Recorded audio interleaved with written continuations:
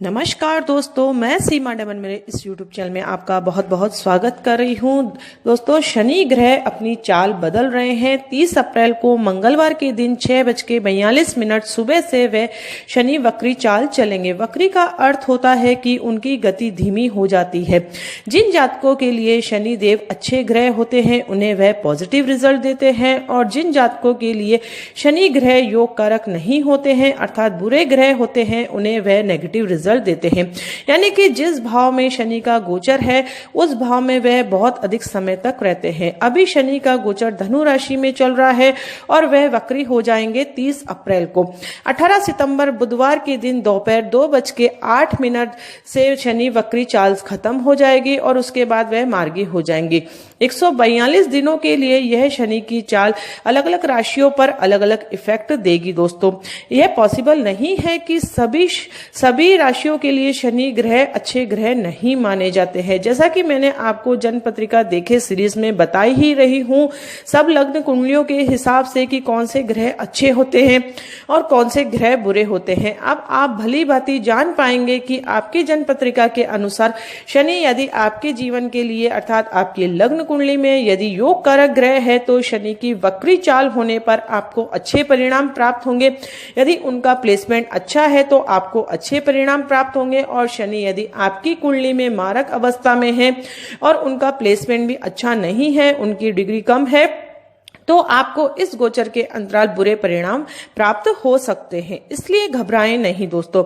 हम 12 राशियों के बारे में जानकारी प्राप्त करेंगे इस वीडियो में कि अलग अलग राशियों पर शनि की वक्री चाल का क्या इफेक्ट पड़ेगा, और वीडियो के एंड में मैं आपको शनि से रिलेटेड उपाय भी बताऊंगी। यदि आपके शनि या योग कारक ग्रह नहीं है तो आपको क्या करना चाहिए ताकि इस वक्रत्व काल में आपके जीवन में वह अच्छे से समय गुजर जाए। सबसे पहले हम बात करते हैं मेष लग्न की कुंडली के बारे में। यदि आपकी मेष लग्न की कुंडली है तो शनि दसम तथा एकादश भाव के स्वामी होती हैं, इसलिए शनि मेष राशि के जातकों के लिए कार्य क्षेत्र तथा लाभ भाव के स्वामी हो जाते हैं। शनि के वक्री होने से आपका अपने कार्य क्षेत्र में पहले से अधिक प्रयास करने की आवश्यकता पड़ती है। लाभ प्राप्ति के लिए एक से अधिक बार यदि आप परिश्रम करेंगे तो आपको सफलता अवश्य प्राप्त होगी।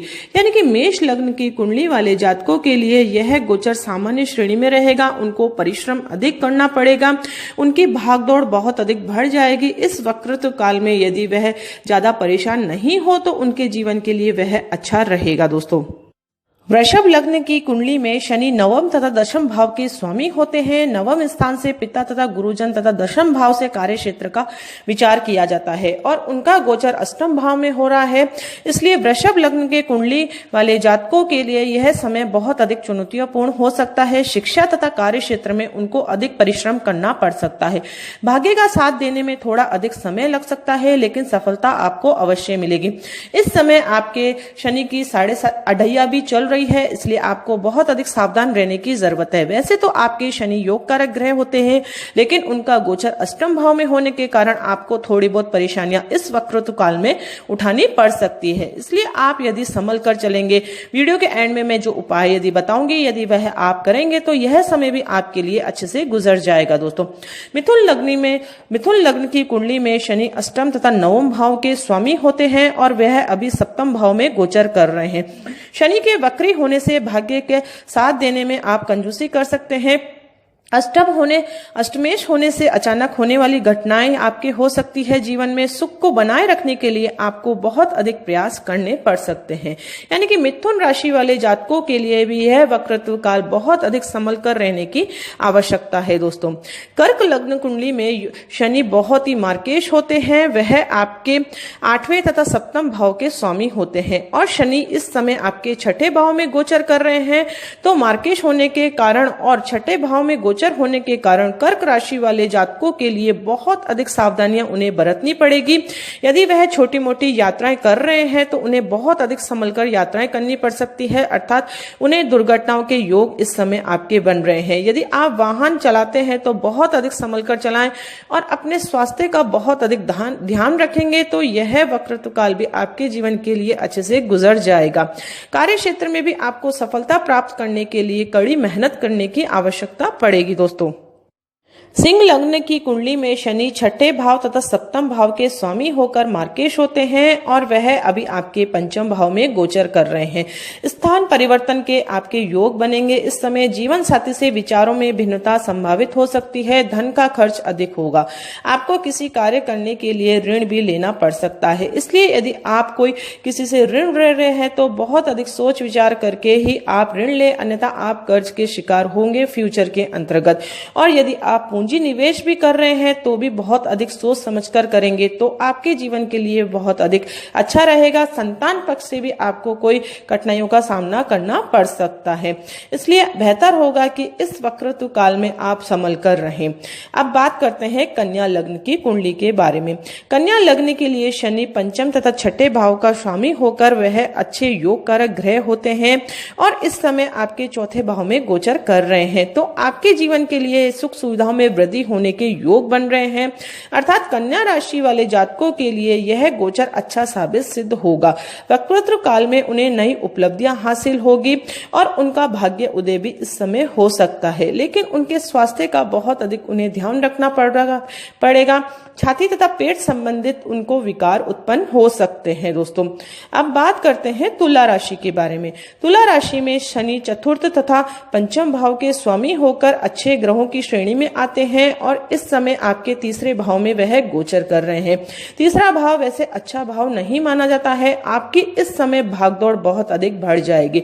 छोटे भाई बहनों से आपके अनबन होने के योग बन रहे हैं, इसलिए उनसे आप यदि संबंध अच्छे बनाकर रखेंगे तो आपके जीवन के लिए बहुत अधिक अच्छा रहेगा। शिक्षा के क्षेत्र में प्रयास आपको बहुत अधिक करने पड़ सकते हैं, जब भी आपको सफलता प्राप्त होगी। माता के स्वास्थ्य में कमी इस समय आपके आ सकती है। दोस्तों, वृश्चिक लग्न की कुंडली में शनि तृतीय तथा चतुर्थ भाव के स्वामी होते हैं और इस समय आपके धन भाव अर्थात सेकंड हाउस में वह गोचर कर रहे हैं, तो इस समय आपको धन संबंधित जो भी परेशानियां हैं वह आपके दूर होगी। अर्थात वृश्चिक राशि वाले जातकों के लिए यह गोचर अच्छा साबित सिद्ध होगा। अभी आपके शनि की 7.5 चल रही है, लेकिन जिन जातकों के लिए शनि अच्छे ग्रह हैं, जिनकी जन्म पत्रिका ने कमिटमेंट कर दिया है कि शनि आपके योग कारक ग्रह हैं, उनका प्लेसमेंट अच्छा है, तो इस वक्रतु काल में आपको अच्छी उपलब्धियां हासिल हो सकती है। लेकिन शनि यदि आपकी जन्म पत्रिका के अंतर्गत मारक अवस्था में हो जाएंगे, नीच के हो जाएंगे, तो इस समय आपको परेशानियों का सामना करना पड़ सकता है। अर्थात बहुत अधिक यह डिपेंड करता है हमारी जन्म कुंडली के अनुसार भी शनि के वक्रतु काल पर आपको क्या पॉजिटिव रिजल्ट मिलेंगे, क्या नेगेटिव रिजल्ट मिलेंगे, यह हमारी जन्म कुंडलिका के ऊपर भी निर्भर करता है। दोस्तों, अब बात करते हैं धनु लग्न की कुंडली के बारे में। धनु लग्न की कुंडली में शनि की 7.5 इस समय चल रही है और शनि आपके द्वितीय तथा तृतीय भाव के स्वामी होकर आपके प्रथम भाव में गोचर कर रहे हैं। इस समय आपकी व्यर्थ की यात्राएं बढ़ सकती है। विचारों में भिन्नता होने से मतभेद होने की संभावना हो सकती है और आप अपने स्वास्थ्य का भी बहुत अधिक ध्यान रखेंगे तो यह गोचर आपके अच्छे से गुजरेगा, अन्यथा आपको स्वास्थ्य से संबंधित कोई परेशानियों का सामना करना पड़ सकता है। दोस्तों, अब बात करते हैं मकर लग्न की कुंडली के बारे में। मकर लग्न की कुंडली में शनि लग्न और द्वितीय भाव के स्वामी होते हैं और इस समय आपके 12th हाउस में गोचर कर रहे हैं। 12th हाउस में गोचर होने के कारण मकर राशि वाले जातकों के लिए बहुत अधिक सावधानियां बरतनी उनको आवश्यक है, अन्यथा आपके हॉस्पिटल के खर्चे बढ़ सकते हैं। लेकिन इस समय विदेश से यदि आप व्यापार करते हैं तो वह आपको कुछ उपलब्धियां हासिल कर सकता है और विदेश की यात्राएं भी आप कर सकते हैं इस समय। अर्थात आपको मिश्रित परिणाम इस वक्रतु काल में प्राप्त होगा शनि ग्रह के कारण। दोस्तों, अब बात करते हैं कुंभ राशि के बारे में। कुंभ राशि के जातकों के लिए शनि द्वादश और लग्न भाव के स्वामी होते हैं, इसलिए शनि के वक्री होने से आपको मानसिक, आर्थिक तथा पारिवारिक समस्याओं का सामना इस समय करना पड़ सकता है। और शनि आपके 11th हाउस में गोचर कर रहे हैं, लक्ष्मी स्थान में गोचर कर रहे हैं, तो आपको इस समय धन संबंधित जो भी परेशानियां हैं उसमें थोड़ा बहुत इजाफा होगा, लेकिन आर्थिक परेशानियां आपके बनी ही रहेगी। यदि आपके कर्म अच्छे हैं, आप अच्छे से धन अर्जित करते हैं, अपने कार्य क्षेत्र में आप उपलब्धियां हासिल करना चाहते हैं, तो आपको बहुत अधिक कड़ी मेहनत से ही आपको सफलता प्राप्त होगी इस वक्रतु काल में। अब बात करते हैं मीन लग्न की कुंडली के बारे में। मीन लग्न की कुंडली में शनि आपके एकादश तथा द्वादश भाव के स्वामी होते हैं और वह आपके 10th हाउस में गोचर कर रहे हैं। इस समय आपके खर्चे बढ़ सकते हैं। दाम्पत्य जीवन में आपके स्थायित्व की कमी रह सकती है। लाभ की प्राप्ति के लिए आपको प्रयास दोगुने करने पड़ सकते हैं। यानी कि शनि के वक्री होने पर हमारी जन्म पत्रिका के अनुसार हमें इफेक्ट प्राप्त होता है और गोचर में क्या उनकी स्थिति है उसके अनुसार भी हमारे जीवन पर उसका इफेक्ट पड़ता है। यदि आपके जीवन में बहुत अधिक परेशानियां हैं, आपको महसूस होता है कि आपके कारोबार में घाटा हो रहा है, पारिवारिक कलेश हो रहा है, आप जो भी चाहते हैं आपके जीवन में आपको प्राप्त नहीं हो रहा है, तो शनि से रिलेटेड आपको उपाय तो अवश्य अपनाने ही चाहिए दोस्तों। हर शनिवार के दिन आप शनि देव के मंदिर जाकर उनके दर्शन अवश्य करें दोस्तों। और सरसों के तेल का दीपक आप पीपल के पेड़ के नीचे अवश्य जलाएं दोस्तों। और आप शनि देव के बीज मंत्रों का यदि जाप करते रहेंगे इस समय, तो यह समय आपके अच्छे से गुजर जाएगा। और काली व नीली वस्तुओं का यदि आप दान करते रहेंगे समय समय पर अपनी श्रद्धा के अनुसार, तो यह समय भी आपके अच्छे से गुजर जाएगा। क्योंकि छोटे छोटे उपाय अपनाने पर शनिदेव बहुत जल्दी प्रसन्न हो जाते हैं और उनके जो भी क्रूर प्रभाव होते हैं हमारे जीवन में वह हमारे को इतने नहीं प्रभावित करते हैं दोस्तों। और आपकी जन्म पत्रिका के अंतर्गत यदि शनि योग कारक ग्रह है, उनकी डिग्री कम है, आपको पॉजिटिव रिजल्ट आपके जीवन में नहीं प्राप्त होते हैं, तो आप शनि से रिलेटेड रत्न नीलम भी धारण कर सकते हैं। लेकिन फिर मैं आपको एक यही सलाह दूंगी कि रत्न धारण करने से पहले आप अपनी कुंडली का विचार अवश्य करवाएं। केवल आप यह नहीं जान पाए कि शनि आपके अच्छे ग्रह नहीं है तो हमने धारण कर लिया दोस्तों। इसलिए रत्न धारण करने से पहले बहुत अधिक सावधानियां बरतनी आवश्यक होती है, तभी उसका पॉजिटिव रिजल्ट हमारे जीवन में हमको प्राप्त होता है। ये एक छोटी सी जानकारी थी जो मैंने आप लोगों के साथ शेयर करी। आई होप आपको मेरा ये वीडियो बहुत अधिक पसंद आया होगा। यदि आपको मेरा ये वीडियो पसंद आया तो इसे आप लाइक जरूर करें और दूसरों के साथ भी इसे शेयर अवश्य करें दोस्तों। और आपके जो भी सुझाव हो कमेंट्स के द्वारा मुझे जरूर बताएं और आने वाला नेक्स्ट वीडियो आप तक जल्द से जल्द पहुंच पाए, इसके लिए आप इस चैनल को सब्सक्राइब करके जरूर रखें। तो मिलते हैं नेक्स्ट वीडियो में कोई इंटरेस्टिंग टॉपिक के साथ। तब तक के लिए thank you and bye bye.